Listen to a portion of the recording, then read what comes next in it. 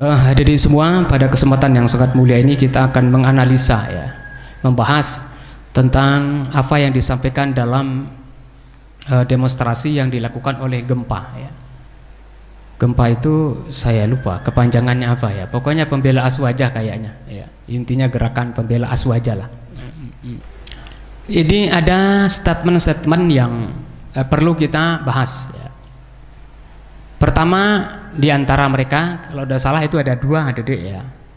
Yang pertama, mereka menuntut supaya yayasan-yayasan atau lembaga-lembaga salafi, wahabi atau sunnah itu dicabut atau dibubarkan. Yayasan dibubarkan, tetapi orang-orangnya masih ada, sama aja. Itu saya kira itu membuang energi aja. Seperti FPI misalnya dibubarkan, tapi orang-orang FPI-nya masih ada, ya tetap aja lah mengerjakan apa yang menjadi visi misinya. Kan sekarang FPI dibubarkan, HTI dibubarkan. Apakah di saat HTI kemudian FPI dibubarkan, kemudian mereka tidak menyebarkan ajarannya, tidak melaksanakan program-program? Tetap aja. Apakah di saat Salafi dibubarkan, yayasannya misalnya dicabut izinnya, apakah akan mereka berhenti dakwah? Tidak mungkin juga. Sehingga mungkin kalau istilah orang sekarang, bakar tikusnya, yayasannya dibubarkan, tapi tikusnya tetap masih ada. Itu istilah sekarang kan? Sama aja itu. Artinya tidak terlalu berefek. Dan justru yang kita khawatirkan nanti itu, ya di saat misalnya dibubarkan yayasannya, kemudian masih memiliki program, masih dakwah. Nah, ini saya khawatir ini jalur masyarakat untuk membantai mereka. Nah, ini yang kata-kata membantai mereka ini yang agak berat. Karena ada juga pernyataannya di sini, kalau tidak dibubarkan, jangan sampai menyalahkan kami kalau ada terjadi peperangan, pertumpahan darah. Ngeri juga ini.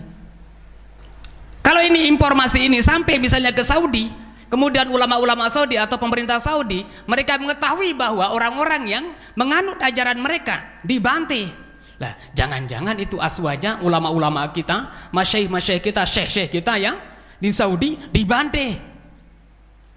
Ini kan repot, Adik, kalau sudah seperti itu.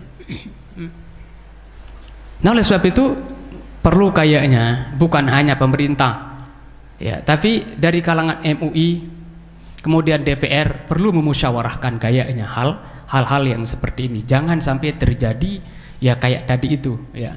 Jangan sampai terjadi pertumpahan darah. Sekali lagi adik, sekalipun itu dibubarkan namanya yayasan, tapi tetap kalau orangnya masih ada, ajaran-ajarannya, visi misinya tidak mungkin untuk tidak diajarkan, tidak disebarkan kembali. Ajaran-ajarannya adalah mengujarkan kebencian misalnya. Di saat menyampaikan orang benci, ini yang bikin benci itu yang mananya dulu. Ya, kalau masalah mungkin Tai Nacong yang kemarin itu, ada makam Tai Nacong yang disebut kemarin itu, sekali lagi, ya, saya tetap mengatakan masih belum dipastikan 100% bahwa maksudnya untuk menghina makam. Karena ucapan Tai Nacong yang disebut terakhir seperti saya sampaikan di video-video sebelumnya, itu bisa menunjukkan menghina makam yang disebut sebelumnya, atau bisa maksudnya ada makam yang memang namanya makam Tai Baso. Ini masih simpang siur. Ada yang mengatakan kemarin itu tidak benar katanya, ada yang mengatakan sudah ditemukan. Ada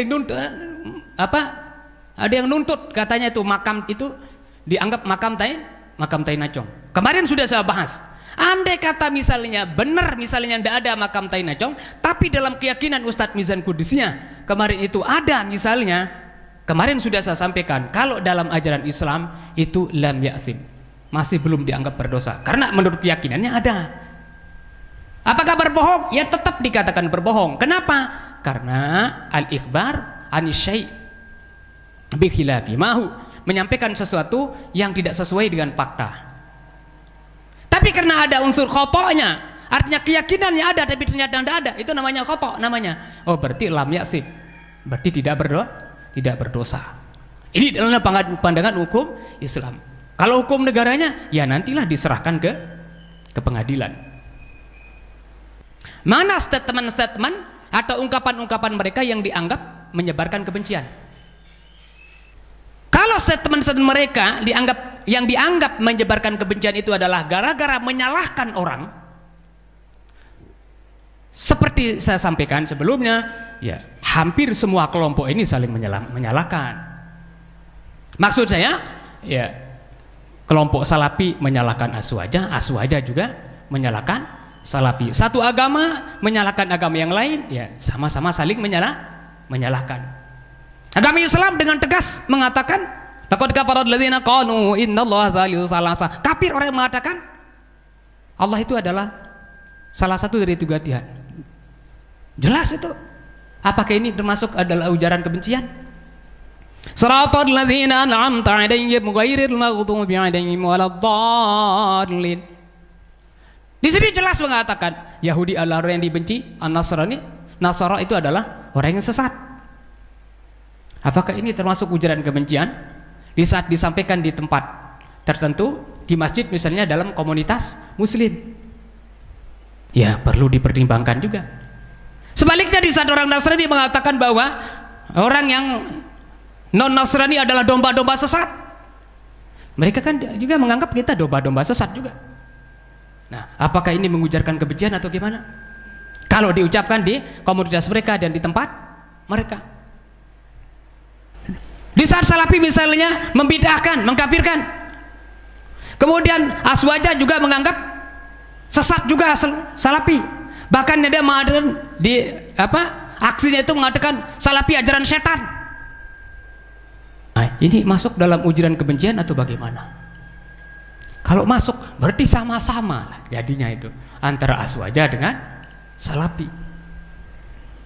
Dalam video sebelumnya saya mengatakan di saat misalnya ulama-ulama yang tidak setuju dan bahkan mengharamkan, seperti Ustadz Abdul Somad, Tadi Hidayat, Bu Yahya, mengharamkan untuk mengucapkan selamat Natal, terus yang lain itu membolehkan. Apakah beliau-beliau ini termasuk dalam kategori intoleran atau menyebarkan ujian kebencian?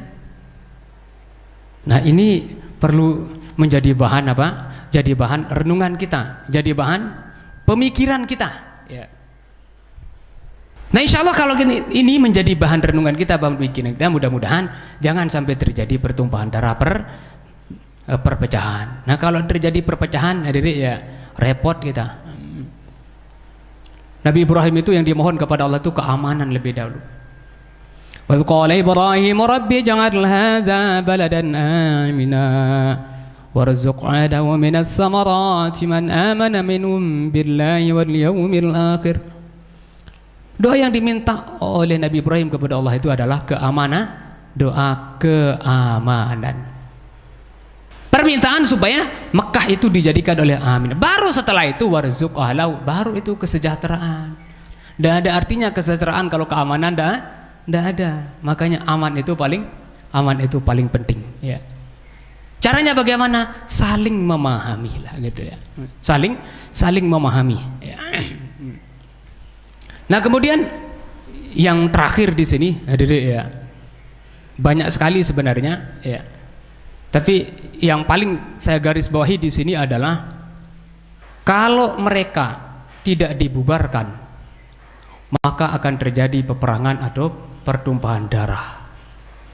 Ya Allah, tabarakallah. Kalau ini terjadi, saya khawatir pertumpahan darah itu, peperangan itu bukan hanya terjadi di satu desa yang minoritas Salafinya, tapi bisa jadi nanti terjadi di desa-desa yang lain. Kenapa? Karena mereka punya keluarga, mereka punya famili yang tersinggung, yang merasa tersakiti di saat dibantai keluarga mereka. Nah, kalau terjadi perang saudara, terjadi saling bantai membantai, waduh repot. Nah, oleh sebab itu, ya mudah-mudahan dari kalangan pemerintah juga ada yang mendengar, baik itu gubernurnya kah, bupatinya, kemudian DPR, MUI misalnya, coba mungkin duduk bareng mereka itu untuk merumuskan mana kira-kira dawabit, kriteria-kriteria yang dianggap itu menyebarkan kebencian. Mana kriteria-kriteria yang dianggap itu adalah intoleran? Apakah di saat orang misalnya menyampaikan ajarannya atau menyalahkan ajaran yang lain di komunitas sendiri, di tempat sendiri, apakah ini masuk dalam kategori intoleran atau tidak? Ini perlu kayaknya dirumuskan, dimusyawarakan supaya jangan terjadi di masyarakat kita itu ya tadi itu pembantaian, peperangan dan sebagainya. Nauzubillah, summa nauzubillah min dzalik. Ya, sekedar ini pembahasan kita, jadi mudah-mudahan bermanfaat dan mudah-mudahan di saat kita menghadapi permasalahan, menyikapi sesuatu, mudah-mudahan kita mengedepankan ilmu dan akal dibandingkan dengan hawa nafsu kita. Walau ittaba'al haqqu ahwa'ahum la fasadatis samawati wal ardh. Kalau kebenaran itu akan mengikuti hawa nafsu, ilmu pengetahuan akal akan mengikuti hawa nafsu, maka akan terjadi kerusakan di muka bumi ini. Sekian, wallahul muwaffiq wal hadi ila sabilir rasyad. Wassalamualaikum warahmatullahi